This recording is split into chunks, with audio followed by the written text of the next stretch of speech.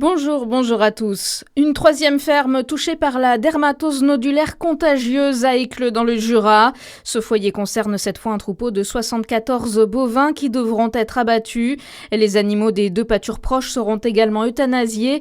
Ils s'ajoutent donc aux deux premiers foyers confirmés dans les deux autres fermes samedi 11 et lundi 13 octobre.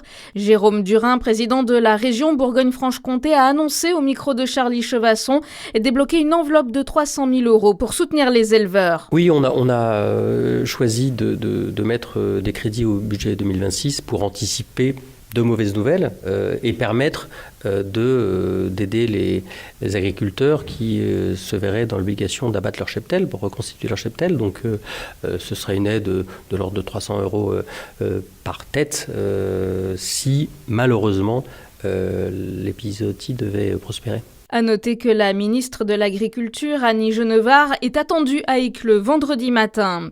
C'est l'heure de vérité pour Sébastien Lecornu. Les deux motions de censure déposées par la France Insoumise et le Rassemblement National sont examinées ce matin à partir de 9h à l'Assemblée nationale. Si la gauche ne soutiendra pas la motion du RN, celle déposée par les Insoumis devrait recueillir les voix de l'extrême droite ainsi que celles des écologistes et des communistes. Le PS lui a appelé à ne pas voter la censure après la proposition de suspendre la réforme des retraites.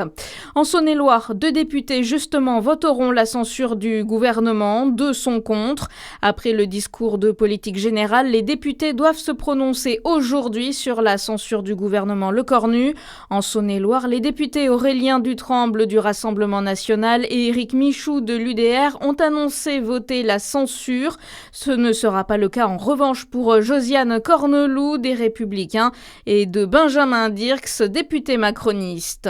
Un automobiliste agressé à Dijon après un accident avec une trottinette. Il a été agressé de manière violente à l'arme blanche à la suite d'un différend survenu après un accident de la circulation impliquant une trottinette électrique. Alors que le conducteur de la voiture proposait de faire un constat, l'utilisateur de la trottinette aurait sorti un couteau. Le conducteur, blessé, a 21 jours d'interruption de travail. Une enquête a été ouverte. À Besançon, l'université lance une chaire de mécénat appelée REAL-I. C'est la première chaire de recherche de l'université Marie et Louis Pasteur dédiée à l'économie et au droit de l'énergie.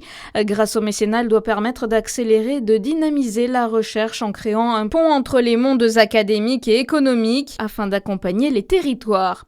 Et puis du foot, la fin du rêve pour les Bleus et l'équipe de France a été battue hier au tir au but en demi-finale du mondial U20 au Chili. Et défaite cruelle après un nul 1-1 face au Maroc. À suivre votre météo sur Fréquence Plus.